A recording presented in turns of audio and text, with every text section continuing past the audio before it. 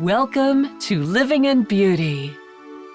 It's Monday, July 5th, 2021, day 1813 on the road, and we're in Ohio wine country at Geneva on the Lake. Real islands don't have bridges. In mid-spring, Living in Beauty's ongoing search for alone time took us by free vehicular ferry to Ocracoke Island, where it is still possible to camp in the dunes with a private path to the seashore and walk for hours in solitude on a natural beach. On the Outer Banks of North Carolina, where the north-flowing Gulf Stream and south-flowing Labrador currents are constantly shifting the ocean floor around like two kids in a sandbox, shorelines and even islands appear and disappear overnight. There, we found an adventurous place to test our dry camping mettle and relax into an extravagant 2-week island vacation. Ocracoke Island Campground on Cape Hatteras National Seashore is a once-in-a-lifetime, okay, maybe twice, camping experience. Every day, we had stories to tell. Dolphins feeding so close to shore we could almost reach out and touch them. Big black snakes slithering across the path. A ghost crab invasion. Anglers pulling gigantic catches right out of the surf. A wind gust that blew us backwards. Fortunately, there were plenty of cozy local establishments where friendly Ocracokers seemed delighted to listen to our wide-eyed tales while they packed our fresh local catch in ice or tapped us a beer. But theirs is the story worth listening to. Countless shores along the Atlantic coast lay claim to pirating history, but Ocracoke, Blackbeard's lair, is the real thing and not a marketing scheme. Many Ocracokers can trace their history back to the 1600s to mid-1700s, when governors sheltered pirates for security and booty, and they have the delightful Ocracoke brogue to prove it. Every autumn, the story is shared with historic accuracy in a seriously spectacular annual reenactment at Blackbeard's Pirate Jamboree. For centuries, until the last couple of decades, this tight-knit community lived mostly isolated lives. In the old days, land lay between the settlements of Hatteras and Ocracoke, and people traveled back and forth.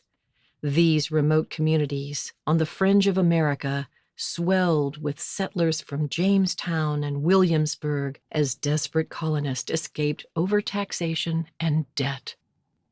But these terrestrial jaunts between colonies changed on September 7th, 1846, when a storm blew open a deep, wide inlet, which became known as Hatteras Inlet, and Ocracoke became entirely isolated.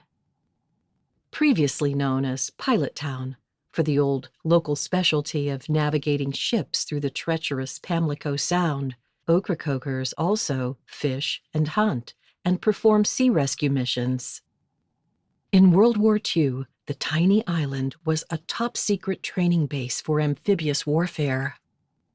The local skill of using salvage from shipwrecks to build and rebuild their homes and lives between devastating storms has earned them a formidable reputation as survivors. Until the 1950s, Ocracokers delivered each other's babies, grew their own food, and made their own medicines from local herbs.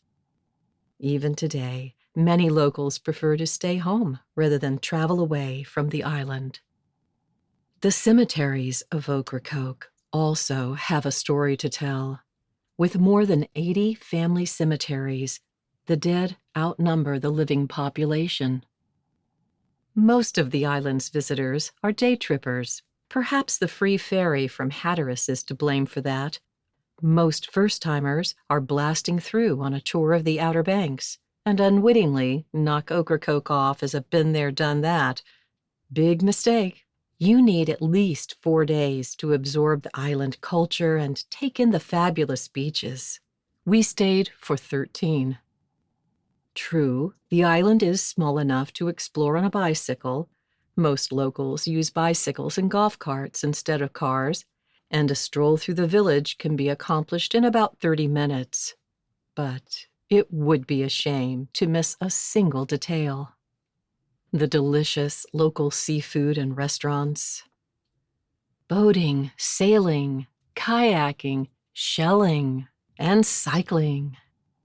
The reading and sunbathing on the beach are pretty good too.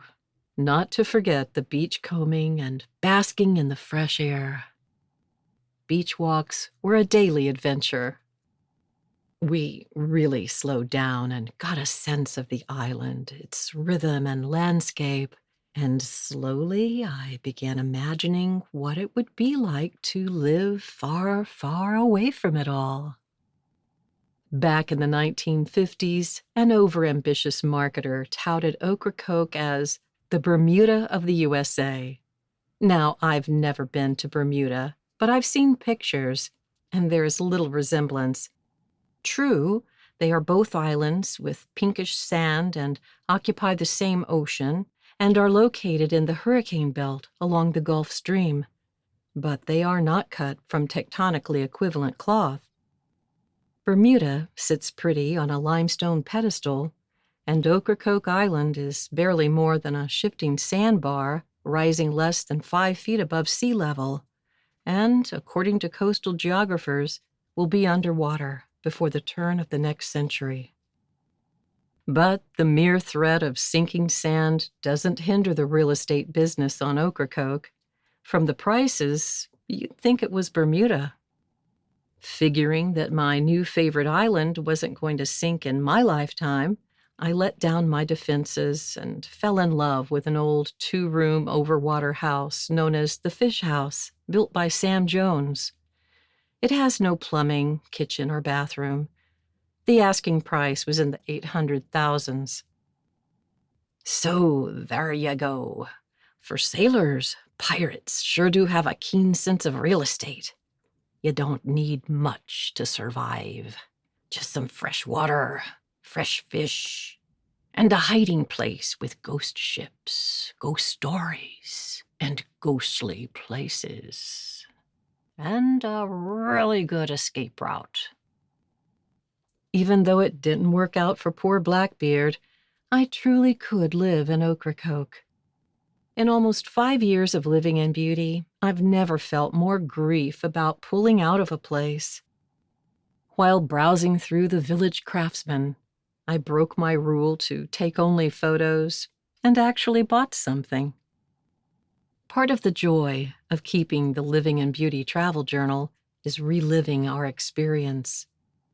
On occasion, when I'm perusing notes and editing photos, I feel reconnected, almost transported back, so much so that when I look out the window, I expect to see the place I'm writing about. That's how it is with Ocracoke Island.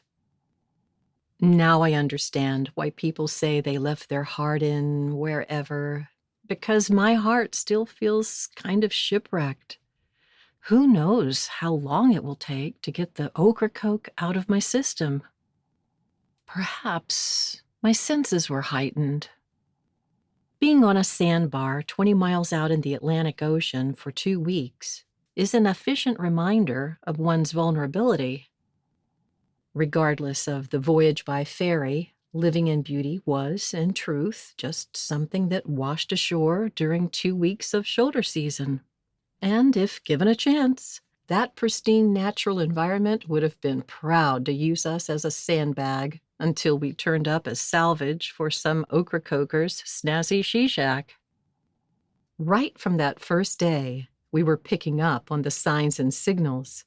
When we learned that we had to go 350 miles out of our way to catch a different ferry because the one we had reservations for broke its steerage, right up until when we arrived at the campground just before dark, that without a boat or airplane, we must rely on every ounce of fortitude and smarts we've accumulated from living outdoors over the last 5 years. I'm not being fanciful here or making an overstatement of any kind.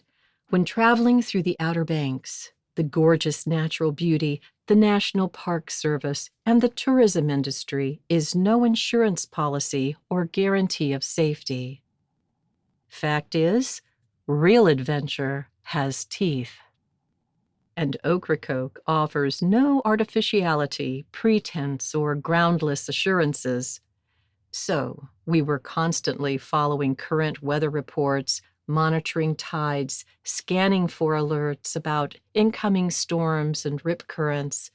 And when we drove out of Hatteras Island, past the seepage and sandbags, we were grateful we hadn't experienced more dangerous wet conditions and realized we probably should have arrived with a multi-structured evacuation plan. Choose your natural disaster and prepare for it is an important motto for any traveler. But after being trapped in a heat dome in California, cornered by wildfires in Canada, in a race with a tornado in Kansas, and evacuated by 2 consecutive hurricanes in South Carolina, Ocracoke was a piece of cake. The pure joy and surprise of feeling kinship with Ocracoke Island still follows us. Calculating that gut-wrenching loss from the local point of view must be incredibly difficult. So, we pray that their magical island remains as it is for generations to come, because Ocracoke is something different, something apart, something miraculous. It is a gift from the sea. Thank you for joining us at Living in Beauty. If you like this post and want to be notified when a new one is released, please enter your email address and click the follow button at the bottom of this page. For more info, check out our travel maps and facts. Okay, that's it for now. Safe and happy travels, and see you next time.